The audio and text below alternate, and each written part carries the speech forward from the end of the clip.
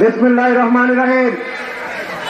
বাংলাদেশ জাতীয়তাবাদী দল করিমগঞ্জ উপজেলা বিএনপির আয়োজিত আজকের ইফতার মাহফিলকে কেন্দ্র করে আপনারা যারা করিমগঞ্জের 11টি ইউনিট থেকে জিয়ার সৈনিকেরা আজকের ইফতার মাহফিলকে সার্থক করার জন্য এসেছেন, আমি আমার ব্যক্তিগত পক্ষ থেকে এবং বাংলাদেশ জাতীয়তাবাদী দল করিমগঞ্জ উপজেলা বিএনপির পক্ষ থেকে অভিনন্দন জানাই। বন্ধুরা, আজকের এই আলোচনা সভার সম্মানিত সভাপতি করিমগঞ্জ উপজেলা বিএনপির বিপ্লবী সভাপতি জনাব আজিজুল ইসলাম দুলাল সাহেব মঞ্চে উপস্থিত রয়েছেন, যিনি বিগত লড়াই আন্দোলন সংগ্রামে করিমগঞ্জের প্রত্যেকটা ইউনিটকে সার্বিকভাবে সহযোগিতা করেছেন।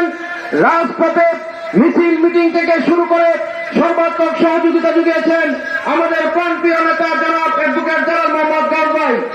মঞ্চে উপস্থিত রয়েছেন আপনার আমার সুপরিচিত কিশোরগঞ্জ জেলা যুব দলের, যাকে করিমগঞ্জের জনতা হেমিলনের বাসিওয়ালা উপাধি দিয়েছেন, করিমগঞ্জের জনগণের মেয়র, জনতার মেয়র খ্যাত কিশোরগঞ্জ জেলা যুব দলের বিপ্লবী সাধারণ সম্পাদক জননেতা জনাব আব্দুল মাসুদ সুমন। মঞ্চে উপস্থিত রয়েছেন যুব দলের সভাপতি জনাব অ্যাডভোকেট মুশাররফ হোসেন সহ সর্বস্তরের নেতৃবৃন্দ।